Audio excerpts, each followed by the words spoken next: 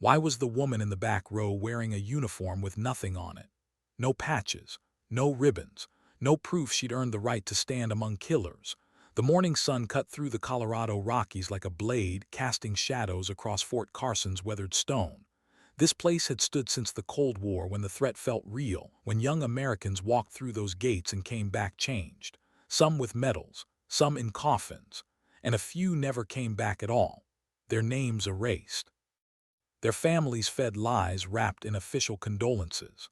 On this September morning, 23 elite operators stood at attention in Briefing Room 7. Navy SEALs with kill counts that would make politicians uncomfortable. Army Rangers who'd survived when survival seemed impossible. Marine Force recon operators who could disappear into hostile territory and emerge weeks later with intelligence that shifted everything. Air Force pararescue jumpers who'd pulled wounded men from burning helicopters while rounds snapped through the air. And then there was her, Laura Brennan. She stood in the back row, fifth from the right.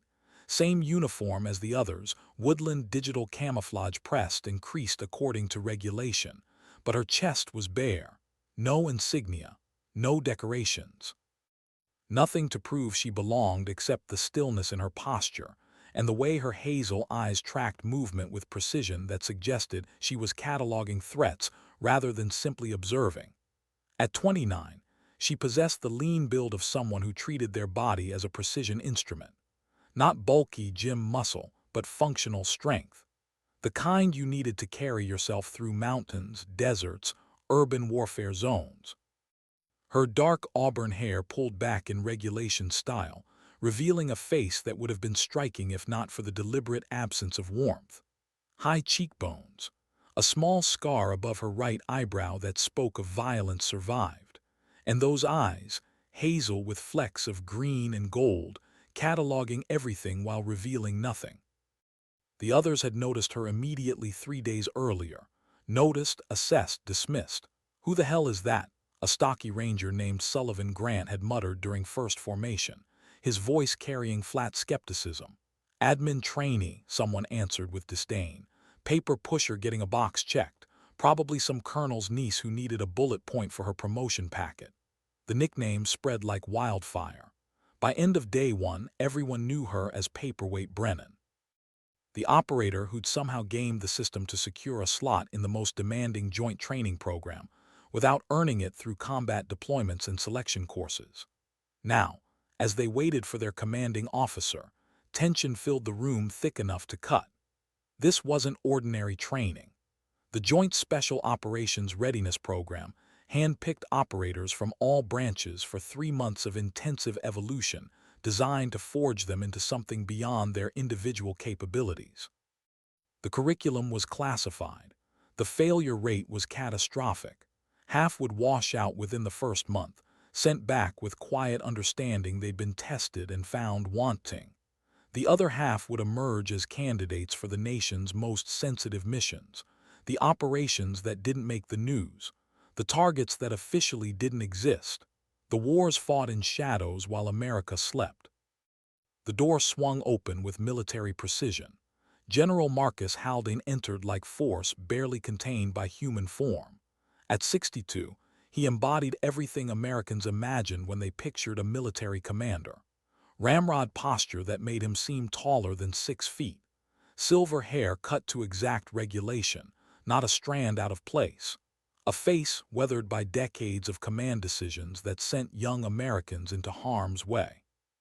His dress uniform displayed 4 rows of ribbons, including the Silver Star, 3 bronze stars with Valor devices, the Distinguished Service Cross. What the ribbons didn't show was the blood on his hands from operations that officially never happened, the moral compromises that kept him awake at night, the lives he'd sacrificed on the altar of national security.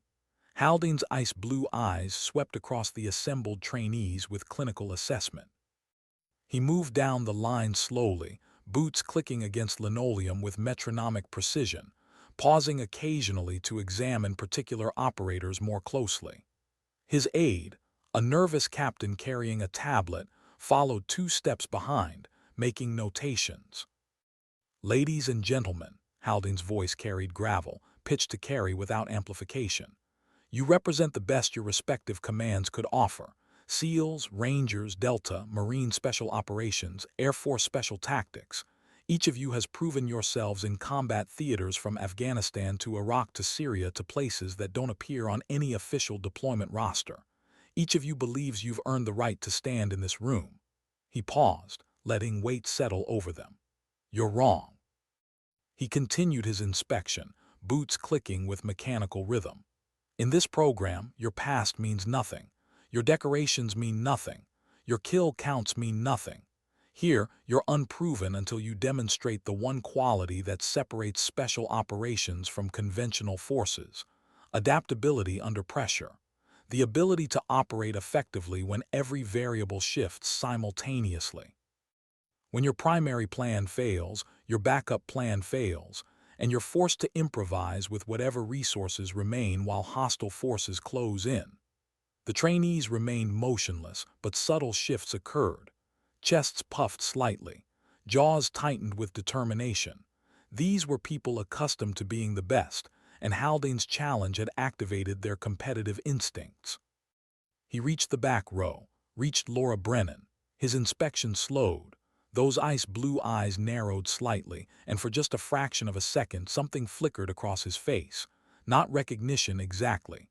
More like he was trying to play something familiar that he couldn't quite identify.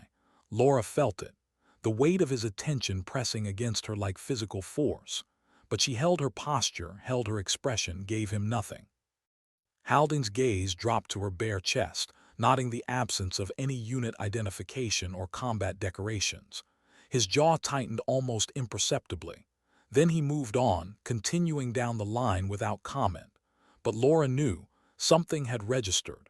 Some instinct in that weathered mind had pinged against a frequency it recognized but couldn't name. Not yet. The briefing continued for another 40 minutes. Haldane outlined the training evolution structure, the evaluation criteria, the standards they'd be held to. Every word delivered with precision of a man who'd spent 3 decades giving orders that shaped global policy. When he finished, he stood at the front of the room one last time. Over the next 12 weeks, half of you will fail. You'll return to your units with knowledge that you were tested against the highest standard and found insufficient.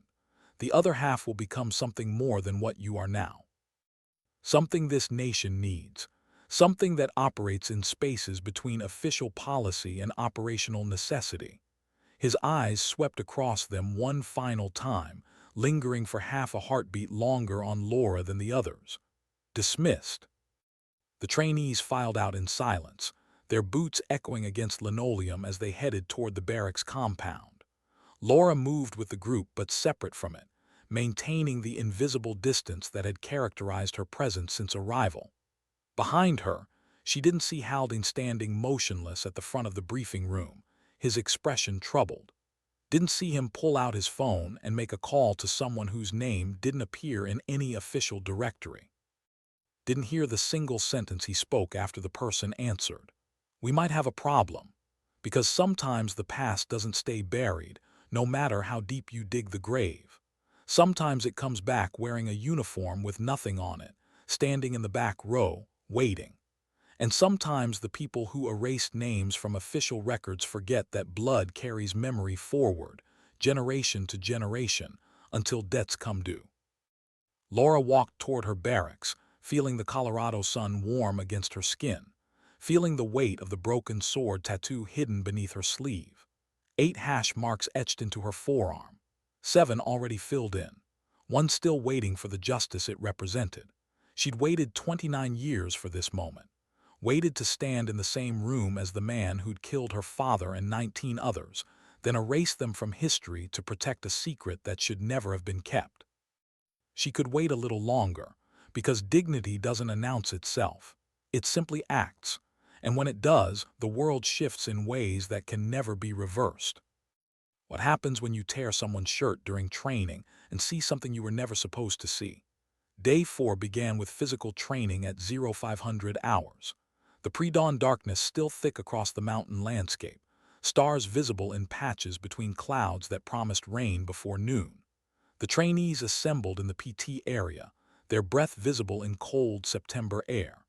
Sullivan Grant led the morning warm-up, his voice carrying across the formation with authority of 20 years in the Army. "Today we separate the operators from the pretenders," he announced, his eyes flickering toward Laura with undisguised contempt. "Hand-to-hand combat evaluations, full contact, no rules except don't kill your partner and don't break anything that can't heal in 6 weeks." The trainees paired off based on similar weight classes and experience levels. Laura found herself standing alone as the pairings formed around her, operators deliberately avoiding eye contact, pretending not to notice her presence. The exclusion was subtle but deliberate, the kind of social isolation that military units excel at when they've decided someone doesn't belong. Grant noticed. Of course he noticed. This was exactly what he'd been hopping for. "Looks like Paperweight doesn't have a partner," he said loud enough for everyone to hear. "That's fine. I'll take her myself. Show these young bucks how to handle someone who thinks they can skip the hard parts and still play with the big dogs." Laughter rippled through the group. Not cruel exactly, but not kind either. The laughter of people who'd earned their place through suffering and resented anyone they perceived as taking shortcuts. Laura said nothing, just moved to the center of the mat, her expression unchanged, her posture relaxed but ready. Grant circled her slowly, his movements carrying confidence of a man who'd won hundreds of these matches. He outweighed her by 60 pounds, possessed reach advantage, had 2 decades of combat experience including multiple tours where hand-to-hand skills meant survival. "I'll try not to hurt you too bad," he said, voice pitched for the audience gathering around the mat. "Though maybe a few bruises will teach you that there's no easy path to this level, that some things have to be earned through blood and pain and sacrifice." Laura's response was soft, almost gentle. "Maybe you should worry about yourself." Grant's smile vanished. He lunged forward with speed impressive for his size, aiming to close distance and use his weight advantage to take her to the ground where superior mass would dominate. But Laura wasn't there when he arrived. She'd shifted 6 inches to the left, her movement minimal and precisely calculated. Grant's momentum carried him past her, and as he moved, she struck. Not hard, just enough. Her elbow connected with pressure point behind his ear, disrupting his equilibrium.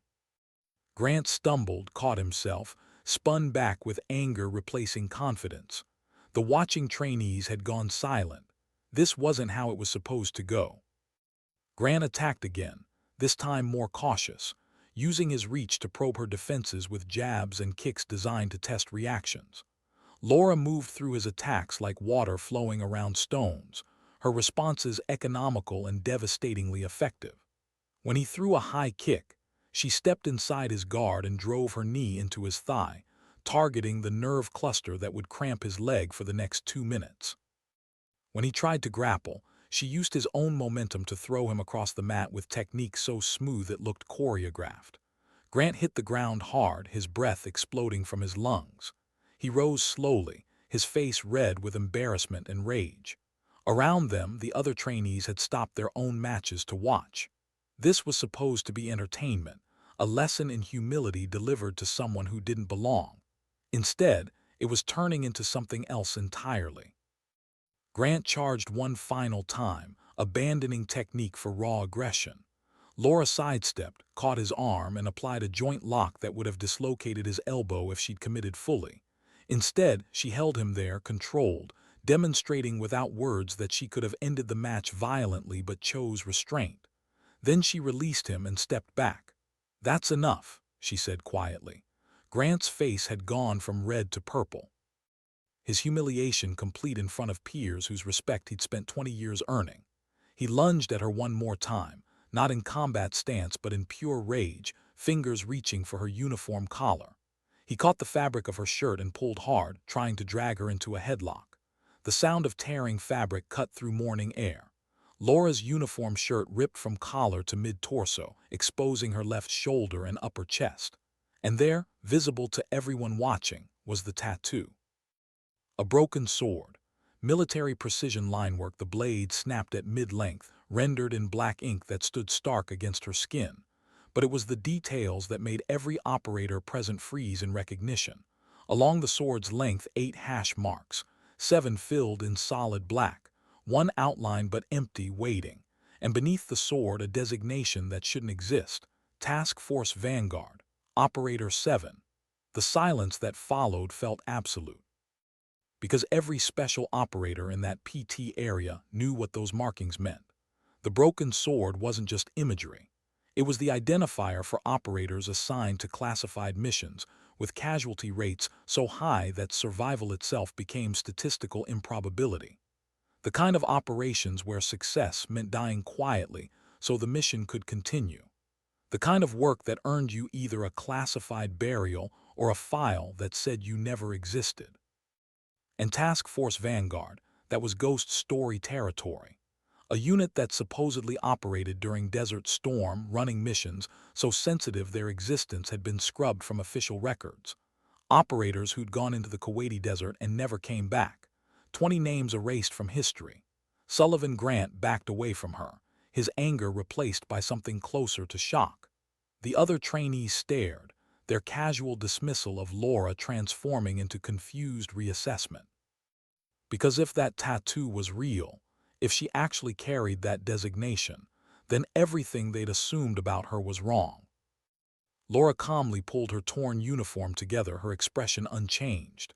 She didn't explain, didn't justify, just held the fabric with one hand and looked at Grant with those hazel eyes that revealed nothing. "We done here?" she asked. Before Grant could respond, a voice cut across the PT area like a whip crack. "Formation. Now." General Haldane stood at the edge of the mat, his ice-blue eyes locked on Laura with intensity that made the morning air feel heavier. His jaw was set, his posture rigid with tension that suggested he was forcing himself to maintain control. "Brennan, my office, 5 minutes." He turned and walked away without waiting for acknowledgement, his boots hitting the ground with mechanical precision that echoed his anger. Laura watched him go, then looked down at the exposed tattoo. 7 hash marks filled in, one still empty. She'd known this moment would come eventually, had planned for it during 6 years of preparation, training, investigation. Had understood that revealing herself before the proper time would complicate everything. But sometimes plans changed. Sometimes the universe forced your hand. Sometimes dignity had to be earned in daylight rather than darkness. She grabbed a spare shirt from her gear bag and pulled it on, covering the tattoo once more. Around her, the other trainees remained silent, their eyes following her as she walked toward the headquarters building where Haldane waited. Sullivan Grant stood motionless on the mat, still processing what he'd seen, still trying to reconcile the woman he dismissed as paperweight with the broken sword tattoo that marked her as something far more dangerous. Behind his confusion, behind his embarrassment, a question was forming. If she was Operator 7 from Task Force Vanguard, a unit that had been erased from existence 33 years ago, how was she standing here now? How old would she have to have served in Desert Storm? The math didn't work. Unless the realization hit him like physical blow, unless she wasn't the original operator, unless that tattoo represented legacy rather than personal service, unless she was the daughter of someone who died in Kuwait with 19 others, their sacrifice buried under classified designations and official denials, unless she'd been waiting 29 years to stand in front of the man who'd killed her father. Laura walked toward headquarters, feeling autumn sun on her face, feeling the weight of truth that could no longer be hidden. Behind her, the Colorado mountains stood indifferent to human drama. Ahead of her, a 4-star general waited with questions he probably already knew the answers to. And somewhere in classified files that officially didn't exist, 20 names remained erased from history. 20 warriors who'd trusted their commanding officer and paid with their lives. 20 debts that still hadn't been collected, until now. Why would a 4-star general's hands shake when he saw a tattoo? Laura entered the headquarters building through double doors that had admitted thousands of soldiers over decades. The interior was standard military, linoleum floors polished to mirror shine, walls painted institutional beige, photographs of past commanders lining the corridors like ghosts watching current operations. Her boots echoed as she walked, each step measured and controlled. She'd rehearsed this moment in her mind countless times over 6 years. Imagined the confrontation, planned her words, visualized every possible variation of how truth would finally surface. But now that it was here, now that she was walking toward Haldane's office with the broken sword exposed for everyone to see, she felt something unexpected. Not nervousness, not anger, just cold clarity. The kind of focus that came when all variables aligned and mission parameters became crystal clear. Haldane's aide stood outside the office door, his expression nervous. He was young, maybe 25, probably fresh from staff college, still learning how to navigate the political minefields that came with working for a four-star general. "He's waiting for you," the captain said unnecessarily. Laura nodded once and pushed through the door. Haldane stood behind his desk, hands braced against the polished wood surface, his ice-blue eyes locked on her with intensity that would have made most people step back. The office was exactly what you'd expect from a man of his rank and position. Awards and commendations covering one wall. Unit photographs showing younger versions of Haldane in combat zones from Panama to Afghanistan. A flag stand in the corner holding the American flag and the general officer flag. And on his desk, facing away from visitors, a single photograph in a silver frame that Laura couldn't quite see but knew was probably his family. "Close the door," Haldane said, his voice carrying gravel and something else. Something that might have been controlled fear. Laura closed the door and stood at attention, hands behind her back in parade rest position. The silence stretched between them, heavy with weight of things unsaid for 33 years.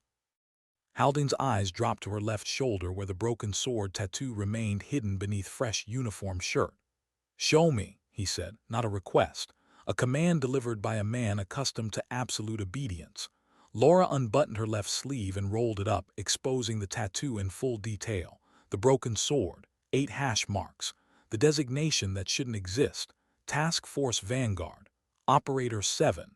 Haldane stared at the marking for what felt like minutes but was probably only seconds. His jaw worked as if he wanted to speak but couldn't find words. His hands, which had been braced against the desk, began to tremble slightly. Just a small movement, barely visible, but Laura caught it. Because she'd been trained to catch details like that. Trained by the man whose name appeared on the intelligence reports that had shaped her entire life. "Who are you?" Haldane finally asked, his voice quieter now, missing some of its command authority. "You know who I am," Laura said, her tone neutral, factual. "Laura Brennan, 29 years old, daughter of Declan Brennan, Staff Sergeant, United States Army Special Forces, Task Force Vanguard Operator 7. Killed in action February 27, 1991, in a bunker complex beneath the Kuwaiti desert while investigating a weapons system codenamed Sphinx." Along with 19 other operators whose names were erased from official record to protect classified programs that should never have been classified. The color drained from Haldane's face. He lowered himself into his chair slowly, movement suggesting man who'd just taken a body blow and was trying not to show it. "That's impossible," he said, but his voice carried no conviction. "The records were sealed. The families were told their soldiers died in training accidents. There's no way you could know those details unless—" He stopped, the realization completing itself in his mind. "Unless someone from the operation told you, someone who survived." Laura's expression didn't change. "Thomas Castellan, intelligence officer attached to Task Force Vanguard, the man who filed the after-action report you buried, the man who spent 3 decades trying to expose what you did in that desert. The man who found me 2 months after I was born and told my grandmother that my father's death wasn't an accident, that he'd been killed by his commanding officer to protect a secret that threatened institutional power." Haldane's hands were definitely shaking now. He clasped them together on his desk, trying to control the tremor. Castellan should have kept his mouth shut, should have accepted that some sacrifices are necessary for national security. That operational security sometimes requires difficult decisions. "Operational security," Laura repeated, her voice still neutral but carrying edge now. "Is that what you call murdering 20 operators who discovered you were planning to weaponize alien technology against American citizens? Is that what you call erasing their names from history so their families would never know they died heroes instead of training accidents. Haldane stood abruptly, his chair rolling backward. Some of his command presence returning, fueled by decades of experience in deflecting accountability. You don't understand the context, the geopolitical realities of that time. The Soviet Union was collapsing, regional powers were filling the vacuum, and we discovered technology in that bunker that could have prevented every conflict that followed, could have saved thousands of American lives by giving us the ability to influence enemy leadership without firing a shot. Your father and his team, they didn't see the bigger picture. They wanted to destroy Sphinx instead of studying it. They became threats to national security. Laura took one step forward, just one, but the movement carried such controlled intensity that Haldane actually stepped back. My father became a threat because he understood what you were really planning. He read your classified memos about using Sphinx on domestic targets, on American citizens who disagreed with administration policy, on journalists who asked uncomfortable questions, on politicians who threatened military budgets. He knew you weren't interested in national security. You were interested in maintaining power through mind control technology older than human civilization. The silence that followed felt absolute. Haldane's ice-blue eyes searched her face, looking for weakness, for uncertainty, for anything he could exploit. He found nothing, because Laura had spent 29 years preparing for this moment. 6 years of direct training under Castellan's guidance. 23 years before that growing up with the knowledge that her father had been murdered by the man now standing across from her. She knew every detail of the operation, had memorized every classified document Castellan had smuggled out over 3 decades, had tracked every member of the conspiracy that had buried Task Force Vanguard. 7 of those conspirators were now marked with solid hash marks on her tattoo. Contractors and officials who'd helped maintain the cover-up, eliminated quietly over 6 years of investigation. But the 8th mark, the one that remained empty, that was reserved for the man who'd given the original order. The man who'd looked 20 warriors in the eye and decided their lives were worth less than his career. "What do you want?" Haldane asked. The question of a man who understood he was cornered but still believed he could negotiate his way out. Laura's response was simple. "Justice, for my father, for 19 others, for every operator who trusted you and paid with their lives." Haldane laughed. Not humor, bitter acceptance of a situation spiraling beyond his control. Justice. In a system designed to protect people like me from consequences. You think you can walk into my office, show me a tattoo, and somehow force accountability for decisions made 33 years ago. Decisions that were approved at the highest levels of government. You're naive, Brennan. Just like your father was naive when he thought he could expose Sphinx and survive. Laura reached into her pocket slowly, giving Haldane time to see the movement wasn't a threat. She pulled out a small device, no bigger than a coin, and placed it on his desk. That's a recording device, military grade. It's been transmitting everything we've said for the past 5 minutes to secure servers operated by federal investigators who have been building a case against you since Castellan provided evidence 2 years ago. Your confession about Sphinx, about my father's murder, about planning to use alien technology on American citizens, it's all documented now." Haldane stared at the device like it was a grenade with pulled pin. His face went through several transformations: shock, rage, calculation, and finally something closer to resignation. "Even if that's true," he said slowly, "you've just admitted to recording a superior officer without consent. That's illegal under military law. Whatever you captured is inadmissible." Laura smiled for the first time since entering the office. Not a warm smile, not friendly, just cold acknowledgement of a trap that had closed completely. Military law doesn't apply when the charges include murder of United States soldiers, conspiracy to deploy weapons of mass destruction on American soil, and violation of international treaties governing alien technology recovered from Roswell protocols. This isn't a court-martial, General. This is federal prosecution, and the evidence includes 33 years of classified documents, witness testimony from survivors, and your own words describing decisions that constitute crimes against humanity. The door opened behind her. Laura didn't turn, didn't need to. She knew who would be entering. Thomas Castellan stepped into the office, now 72 years old but still carrying himself with the rigid posture of a career intelligence officer. Behind him, two federal agents in dark suits, and behind them Captain Mercer, the aide who'd been standing outside, her expression suggesting she'd been working with Castellan all along. Haldane looked at the assembled group, his ice blue eyes moving from face to face, calculating odds that had already reached zero. "Tom," he said, addressing Castellan directly, "after all these years, you never could let it go." Castellan's pale blue eyes held no warmth, no nostalgia for whatever friendship might have existed before Kuwait. "I made a promise to 20 warriors that I'd make sure the truth came out, that their families would know they died heroes, that the people who killed them would face justice. It took 3 decades, but I keep my promises." One of the federal agents stepped forward, credentials already displayed. "General Marcus Haldane, you're under arrest for murder, conspiracy to commit mass murder, unauthorized weaponization of recovered non-terrestrial technology, and violations of the Alien Technology Non-Proliferation Treaty of 1952. You have the right to remain silent." Laura watched as they cuffed him, the 4-star general reduced to a criminal in custody. She felt the weight of the moment, the end of a journey that had consumed her entire life. But she also felt something else. Not satisfaction exactly, not joy, just quiet completion of a task that needed doing. The 8th hash mark on her tattoo would remain empty, because Haldane wasn't dead. He was just finally being held accountable. And sometimes that was enough. Sometimes justice meant watching powerful people face consequences in daylight rather than darkness. Sometimes broken swords cut through lies instead of flesh.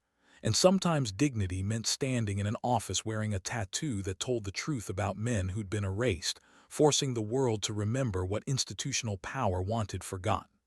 As they led Haldane away, Laura caught Castellan's eye. The old intelligence officer nodded once.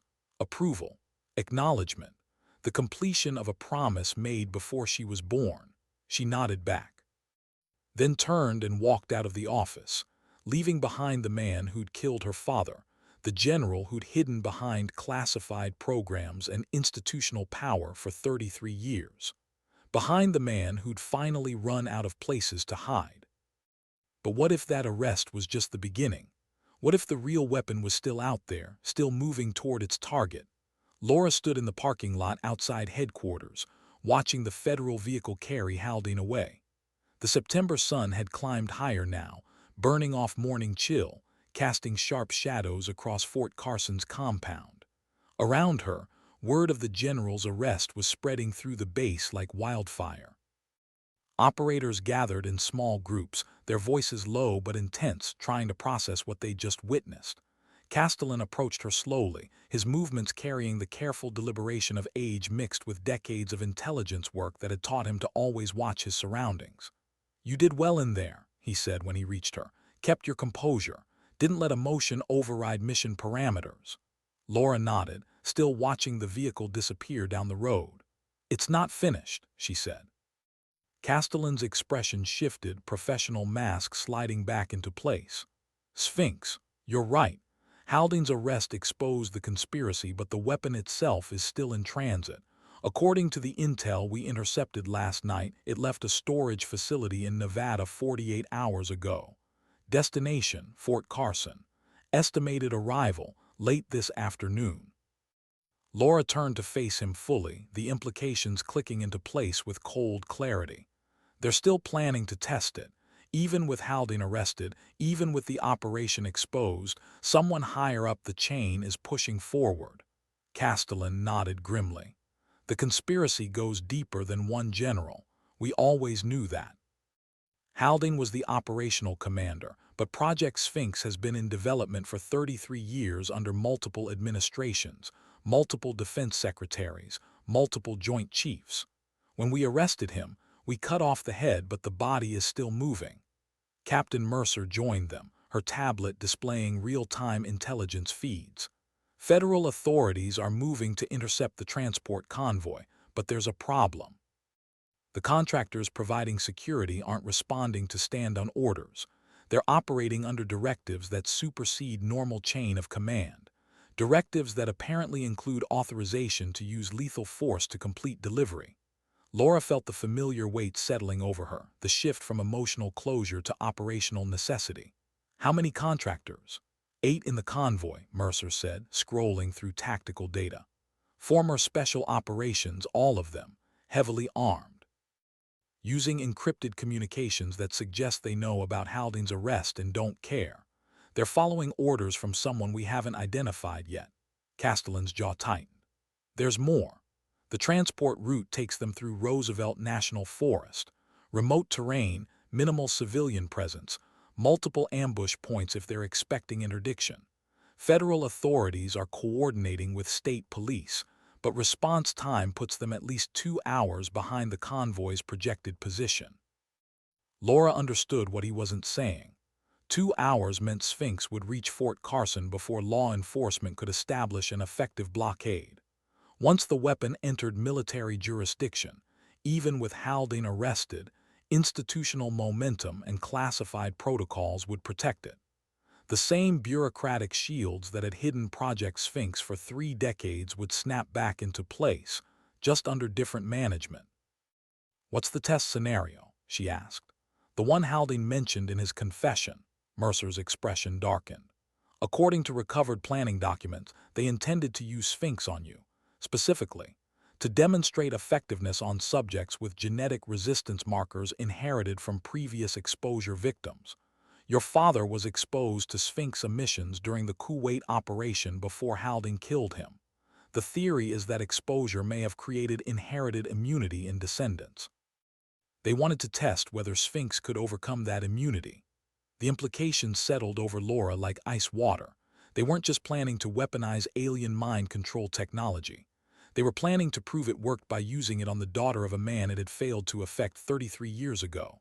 Clinical, methodical, morally void.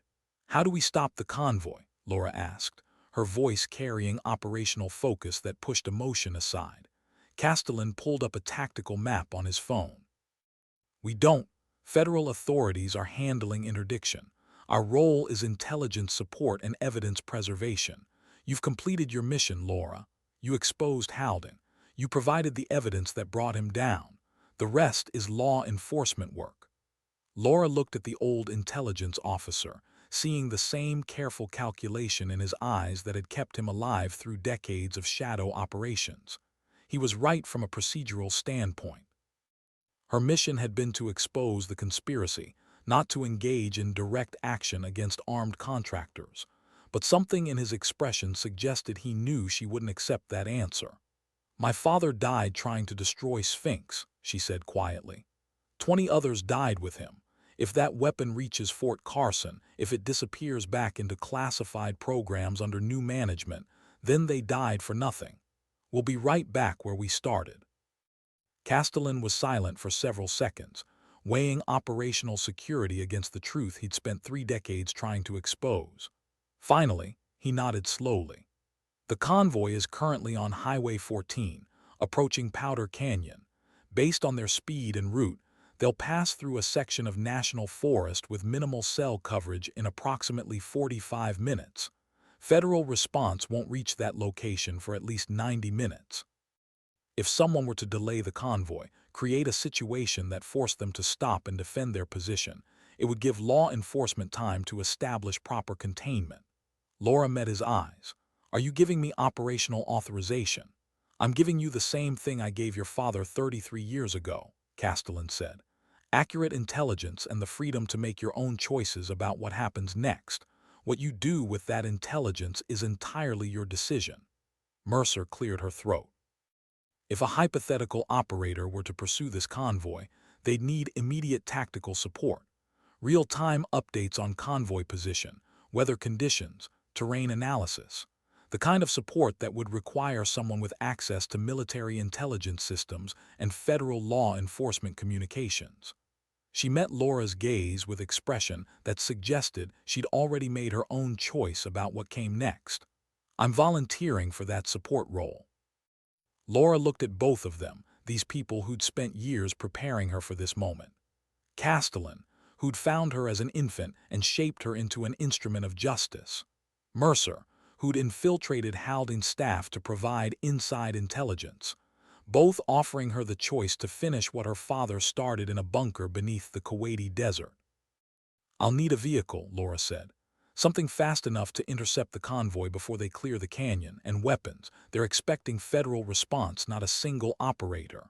Castellan pulled keys from his pocket. "My vehicle is the black SUV in the north lot, armed like I never left the agency. Everything you need is in the rear compartment." He paused, his pale blue eyes carrying weight of decades. "Your father would be proud of what you've accomplished, what you're about to accomplish. But he'd also want me to tell you that survival matters more than completion, that coming home is more important than finishing any mission." Laura took the keys. "He also taught me that some things are worth dying for, that honor means keeping promises even when the cost is everything you have." She turned toward the parking lot, then stopped and looked back at Mercer. "I'll need those tactical updates transmitted to the vehicle's secure comm system, encrypted, real time." "Already setting it up," Mercer said, fingers moving across her tablet. "I'll maintain full surveillance on the convoy's route and feed you updates every 30 seconds. If they deviate from projected path, you'll know immediately." Laura walked toward the north parking lot, feeling the September sun warm against her uniform, feeling the broken sword tattoo beneath her sleeve, 7 hash marks solid, one still empty. But that 8th mark wouldn't remain empty much longer. Because some debts took 33 years to collect. Some promises required more than arrests and trials. Sometimes justice meant standing alone in a mountain canyon, facing 8 armed contractors, protecting a truth that powerful institutions wanted buried. Sometimes dignity meant choosing the dangerous path because it was the right path. And sometimes broken swords had to cut one final time before they could rest. Have you ever felt the moment when everything you've trained for becomes real? When theory transforms into blood and consequence? Laura drove north on Highway 14, pushing Castellan's SUV through mountain curves with controlled aggression.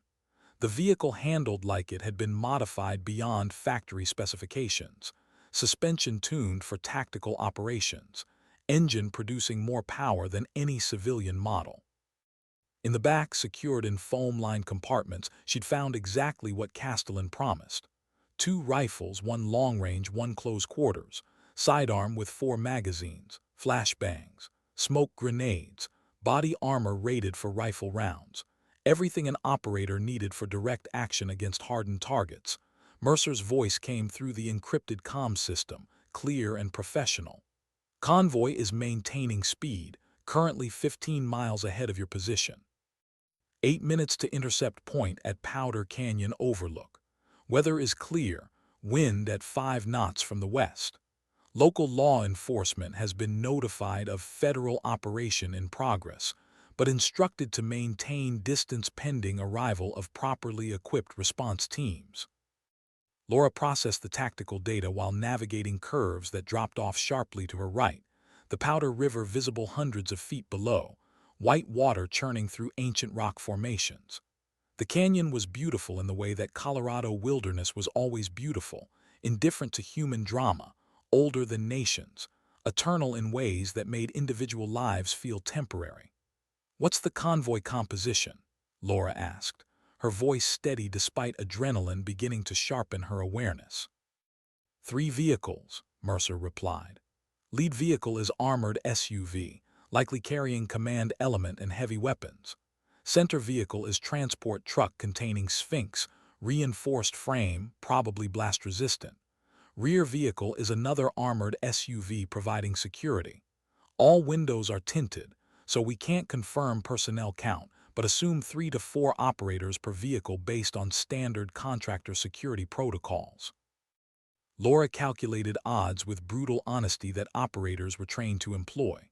8 to 12 contractors, all former special operations, all heavily armed, all operating under orders that included lethal force authorization, against a single operator with element of surprise and terrain advantage. The math wasn't favorable, but favorable odds had never been the point.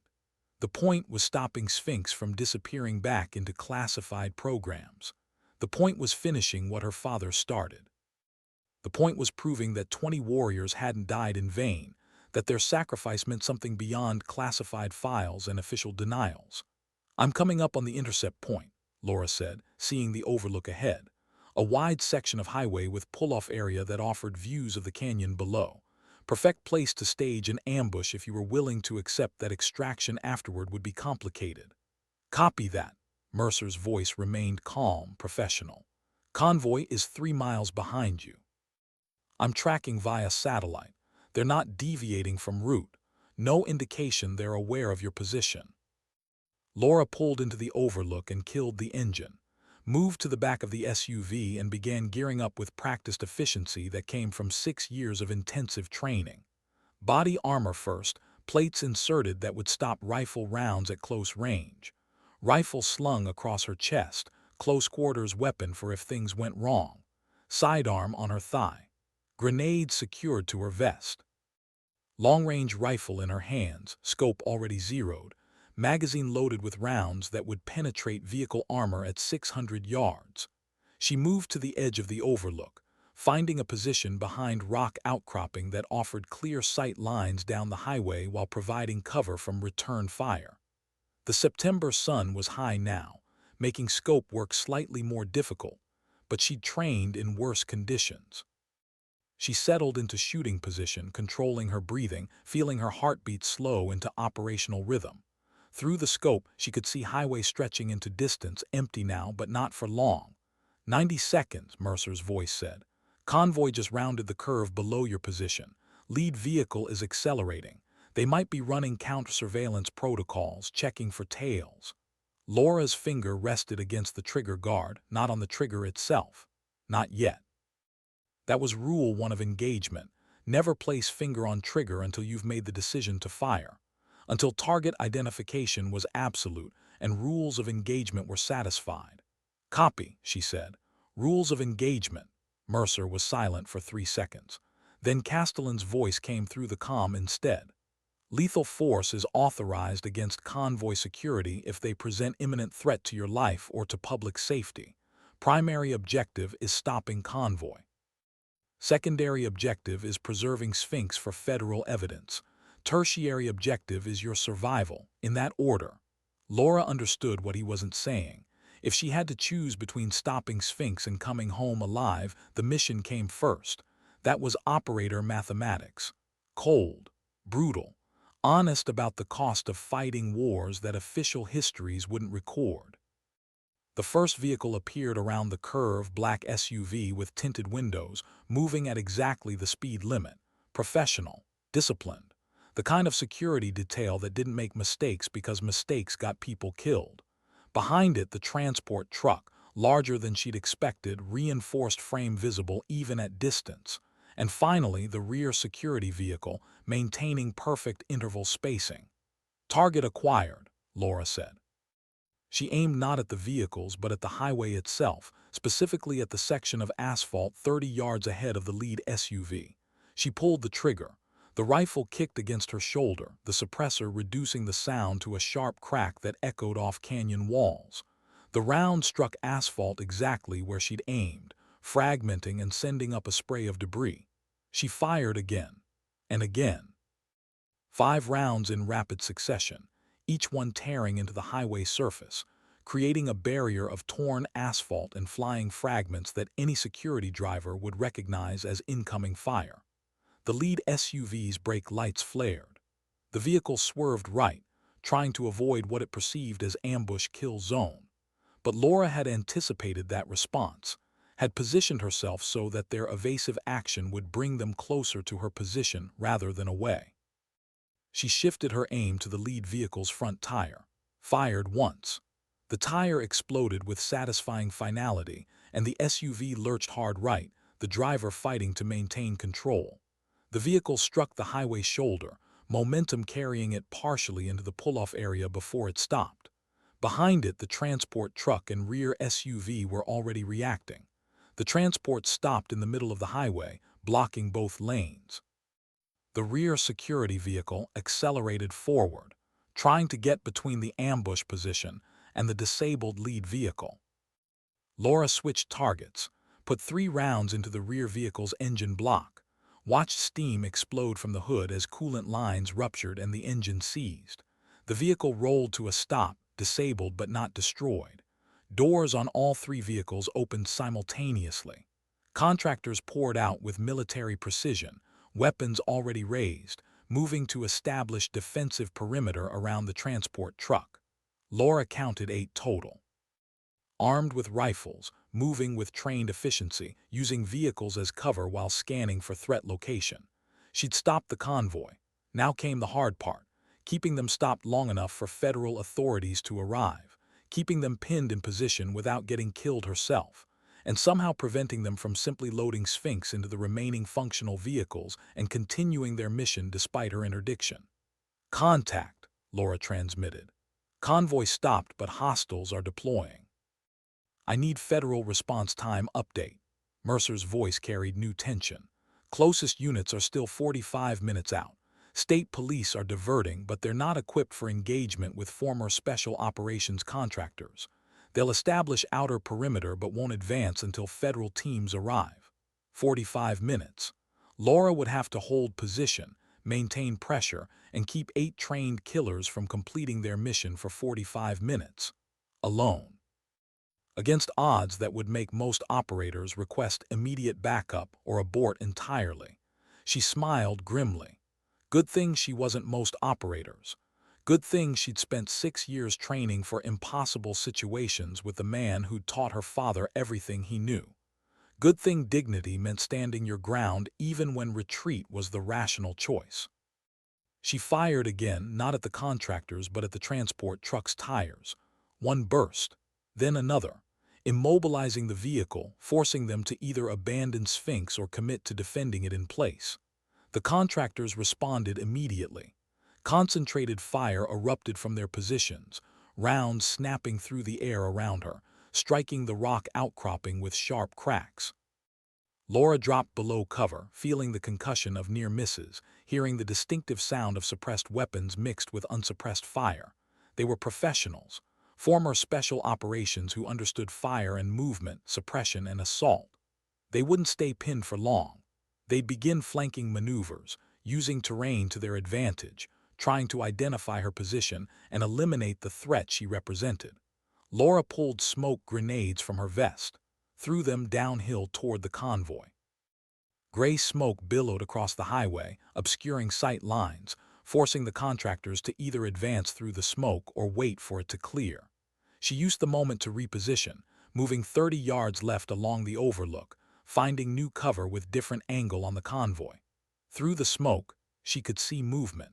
3 contractors advancing up the slope toward her original position, the rest maintaining security around the transport. Standard assault protocol. Fix the enemy position, suppress with direct fire, maneuver element advances to eliminate threat. But Laura wasn't where they expected her to be anymore. She aimed at the advancing contractors, targeting not to kill but to wound. Placed a round through one's thigh, watching him go down with cry that carried across the distance. His teammates immediately dropped to cover, their advance halted, forced to provide aid to their wounded rather than continue assault. 1 hostile down, Laura transmitted. Non-lethal. Remaining 7 are regrouping. Castellan's voice came through, steady despite circumstances. "Laura, federal authorities are requesting you disengage and withdraw to safe distance. They're concerned about civilian casualties if this escalates to sustained firefight in populated area." Laura looked down at the highway, at the transport truck containing Sphinx, at the contractors who'd ignored stand-on orders because someone higher in the conspiracy had told them completion was more important than law enforcement authority, at the weapon that had killed her father and 19 others 33 years ago, rolling toward Fort Carson where it would disappear into another classified program under new management. "Negative," she said. "I'm not letting Sphinx reach its destination. These contractors want a complete delivery, they'll have to go through me. And I've got plenty of ammunition and terrain advantage. Tell federal authorities they can either speed up their response time or prepare to process a crime scene with multiple casualties."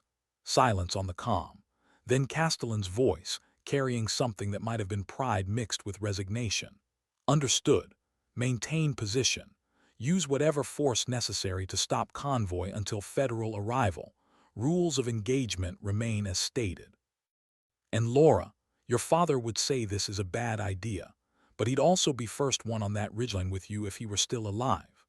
Laura felt the weight of those words, the acknowledgement of legacy and sacrifice, the understanding that some fights couldn't be won but still had to be fought because dignity meant more than survival. She reloaded her rifle, settled back into firing position, and prepared to hold the line against impossible odds for 45 minutes that would feel like hours.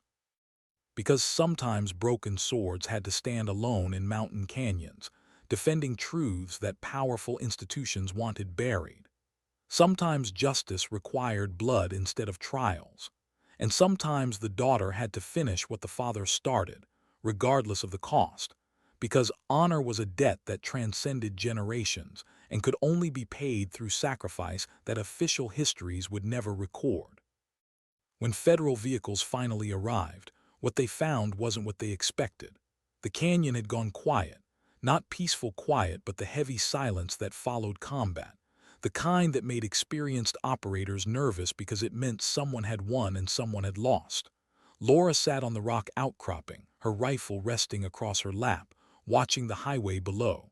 8 contractors lay in various positions around the convoy, none dead. All incapacitated through precise application of non-lethal but extremely painful force. Shattered knees, destroyed shoulders, rounds placed with surgical accuracy to neutralize threats without killing them. Because Laura understood something her father might not have in that Kuwait bunker 33 years ago. Sometimes justice required leaving your enemies alive to face consequences. Sometimes killing was easy, but restraint was harder and more meaningful. The transport truck sat motionless, all tires destroyed, the container in the back untouched. Sphinx remained secured, waiting for federal authorities to take custody and finally drag it into sunlight after decades of shadow. Federal agents swarmed the scene, weapons drawn, tactical vests identifying them as specialized response units. They approached the contractors carefully, rendering aid, calling for medical evacuation. Then they turned their attention to the overlook, climbing toward Laura's position with weapons ready, not sure what they'd find. Laura raised her hand slowly, showing empty palms, made no sudden movements, just waited as they approached, professional enough to understand that cooperation after combat was as important as performance during combat. The lead agent was a woman in her 40s, her expression carrying the hardened assessment of someone who'd seen combat zones and understood the difference between civilians with guns and actual operators. She looked at Laura, at the rifle, at the tactical gear, then looked down at the highway where 8 contractors were being treated for injuries that would require months of recovery but wouldn't kill them. "Laura Brennan?" the agent asked. "Yes, ma'am," Laura replied. The agent lowered her weapon, gestured for her team to do the same. "I'm Special Agent Rodriguez, FBI Counterterrorism. We've been coordinating with Thomas Castellan regarding Project Sphinx and the conspiracy to weaponize recovered technology. Are you injured?" "No, ma'am," Rodriguez nodded slowly. 8 contractors, all incapacitated, no fatalities. That took considerable skill and restraint under circumstances that would have justified lethal force. She paused. "Or considerable luck, which was it?" Laura met her eyes without flinching. "I was trained by the best, and my father taught me that killing should be last option, not first instinct, even when the people you're fighting deserve it." Rodriguez studied her for another moment, then nodded with something that looked like respect. "We'll need your statement. Full debrief about engagement timeline, rules of engagement, decision-making process, and we'll need to secure your weapons as evidence. But off the record, you just stopped a weapon of mass destruction from disappearing into another classified program. Federal prosecutors have been trying to get their hands on Sphinx for 2 years. Thanks to you, we finally have custody and the evidence needed to dismantle the entire conspiracy."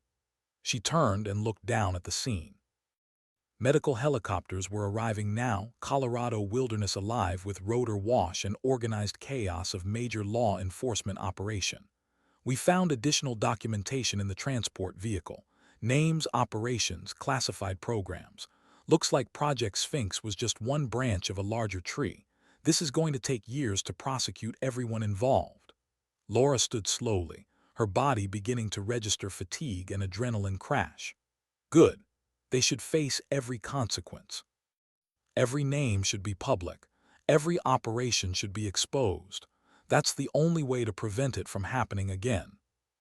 Castellan climbed the slope toward them, moving with deliberate care of age but eyes still sharp, still processing tactical details with practiced efficiency. He reached Laura and stopped, looking at her with expression that carried decades of memory and grief and something approaching closure. "Your father would be proud," he said quietly. "Not just of what you accomplished today, but of how you accomplished it. Declan always believed in restraint, in choosing the harder path when it served justice better than vengeance. You honored his memory in the way that matters most." Laura felt the weight of those words, the completion of a journey that had consumed 29 years.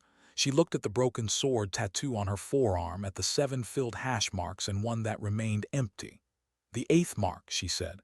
"What do I do with it? Haldane's not dead. The conspiracy is exposed but not destroyed. Where's the completion?" Castellan placed a weathered hand on her shoulder. "The 8th mark doesn't represent death. It represents accountability. Haldane will face trial. The co-conspirators will face prosecution. Project Sphinx will be destroyed instead of hidden. 20 warriors will finally receive recognition instead of classified burials. That's the completion, Laura, not bodies, justice." Rodriguez's radio squawked with incoming communication. She listened, then looked at Laura and Castellan. "Transport team is taking custody of Sphinx. Federal evidence protocols are in effect. And there's a memorial service scheduled at Arlington in 3 weeks. 20 names being added to the wall. Your father's name. 19 others." She paused. "I'm told family members have been notified, told the truth after 3 decades of lies, told their sons and fathers and brothers died heroes, not in training accidents. That might be the real victory here." Laura nodded, not trusting her voice. Around them, the canyon continued its eternal presence, indifferent to human drama, unchanged by violence or justice or the price of truth. Medical helicopters lifted off one by one, carrying wounded contractors toward hospitals where they'd recover under federal guard before facing charges. The transport truck sat secured, waiting for specialized teams to safely extract the weapon that had cost so many lives over 3 decades. Above it all, September sun climbed toward afternoon, burning away morning chill, casting long shadows that would grow longer as day aged toward darkness. Mercer appeared at the bottom of the slope, tablet in hand, waving to indicate secure communications were available. Laura descended to meet her, Castellan and Rodriguez following. "Ghost protocol authorization just came through," Mercer said, displaying official documentation. "Defense Department Oversight Unit with independent authority to investigate classified programs. They're fast-tracking your security clearances and operational mandate. Team leadership is confirmed. Budget is approved. You'll have access to classified programs across all branches, reporting directly to a joint oversight committee that includes Senate Intelligence and Department of Justice representatives." Laura looked at the authorization, seeing her name and photograph next to title that shouldn't exist but now did. Field Operations Commander, Ghost Protocol Division, the official recognition of work she'd been doing unofficially for 6 years. "When do we start?" "Soon as you're cleared medically and complete engagement debriefing," Rodriguez said. "Figure 1 week. Then you'll have access to preliminary target list, classified programs that operate outside normal oversight. Black projects that consume billions without accountability, contractor operations that answer to executives instead of Constitution." She met Laura's eyes. "There are a lot of Haldanes out there, a lot of projects Sphinx is hiding in classified files. You just proved you have the skill and judgment to find them and drag them into sunlight. Now we're making it official." Laura thought about that for a moment. Thought about spending her life hunting shadows, exposing conspiracies, fighting battles that wouldn't appear in official histories. Thought about the broken sword tattoo that would remain with her forever, reminder of the price her father paid and the legacy he left behind. Thought about dignity and sacrifice, and the strange mathematics of justice in a world where some truths could only be defended by people willing to stand alone in mountain canyons against impossible odds. "I'll need a team," she said, "people I can trust, people who understand that some fights can't be won cleanly, that sometimes you have to make choices between bad options and worse options." Mercer raised her hand. "Volunteering. I signed up to protect the Constitution from all enemies, foreign and domestic. Turns out some domestic ones wear stars and sit in the Pentagon. I'd like to help make sure they face consequences." Castellan's pale blue eyes held exhausted satisfaction of a man who'd finally completed a mission that had consumed 3 decades. "I'm too old for field work, but I can provide intelligence support, leverage contacts, navigate bureaucracy. Consider me your institutional memory, the one who remembers all the previous attempts to expose these programs and why they failed." Laura looked at the three of them. Agent Rodriguez, who'd spent career fighting terrorism and understood that sometimes the real threats came from inside the system. Mercer, who'd risked her career to infiltrate Haldane's staff and provide intelligence. Castellan, who'd spent 33 years refusing to let truth stay buried. These were the people who understood what she was fighting for and why it mattered. "Okay," she said. "Let's build something that actually works, something that can't be corrupted or co-opted. Something that serves principles instead of power." She turned and looked back at the canyon, at the scene that was slowly being dismantled, evidence collected, witnesses interviewed, the machinery of justice grinding forward with bureaucratic inevitability. Somewhere in those evidence bags was technology older than human civilization, technology that could rewrite thoughts and reshape minds, technology that her father had died trying to destroy because he understood some weapons were too dangerous to exist. That weapon would be destroyed now. Finally, not hidden in different warehouse under different classification, actually destroyed with federal oversight and public transparency. That was what changed. That was what made 29 years of preparation worthwhile. Not vengeance, not body count, just truth dragged into sunlight and accountability forced on institutions that had operated beyond oversight for too long. Laura climbed into one of the federal vehicles, exhaustion finally beginning to replace adrenaline. Through the window, she could see the Colorado wilderness, beautiful and indifferent, eternal in ways that made individual lives feel temporary, but also reminded her that temporary didn't mean meaningless. Her father had stood in a Kuwait bunker for approximately 30 seconds before Haldane killed him. 30 seconds of resistance against orders to weaponize alien technology. 30 seconds that led to 19 other deaths. 30 seconds that spawned a conspiracy lasting 3 decades. But those 30 seconds mattered. They mattered because Declan Brennan made a choice to refuse, to resist, to defend principles he believed were more important than his own survival. They mattered because Thomas Castellan spent 33 years refusing to let that choice be forgotten. They mattered because a daughter born 2 months after her father's death spent 29 years preparing to finish what he started. The vehicle pulled away from the scene, carrying her back toward Fort Carson and whatever came next. Memorial service at Arlington, 20 names on a wall, recognition for warriors who'd been erased, federal trials for conspirators who'd hidden behind classified programs, and eventually, Ghost Protocol. A team dedicated to hunting the shadows, exposing the programs, defending the Constitution from domestic enemies who wrapped themselves in flags while betraying foundational principles.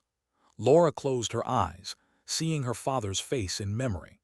The photograph she'd carried for 29 years, the only connection to a man who died before she was born. Tomorrow she'd play his guitar, the instrument he'd carried through Desert Storm. Tomorrow she'd read his letters, words preserved by a grandmother who'd hidden her granddaughter from a general who'd wanted to erase even the possibility of future accountability. But today she'd completed the mission, exposed the conspiracy, stopped the weapon, brought accountability to men who'd operated beyond law for 3 decades. The broken sword had cut, not through flesh but through lies. Not through enemies, but through institutional darkness that thrived when good people chose silence over difficulty of speaking truth. And sometimes that was enough. Sometimes dignity meant standing when standing was hard. Sometimes justice meant restraint instead of vengeance. Sometimes broken swords served their purpose not by destroying enemies, but by defending principles that enemies had forgotten were worth dying for. That was the lesson Declan Brennan had taught without words, through sacrifice measured in 30 seconds that echoed across 3 decades. That was the legacy Laura carried forward into whatever battles Ghost Protocol would fight. Not revenge, not hatred, just stubborn insistence that truth mattered, that accountability mattered, that some things were worth defending even when the cost was everything you had. The vehicle carried her toward Fort Carson as September's sun began its descent toward evening. Behind her, the canyon returned to silence. Ahead, a future built on foundations of sacrifice and choice, and the strange mathematics of justice in a world where some truths could only be defended by people willing to stand alone. Sometimes dignity doesn't speak. It simply acts. And when it does, the world shifts in ways official histories will never record but broken swords will always remember.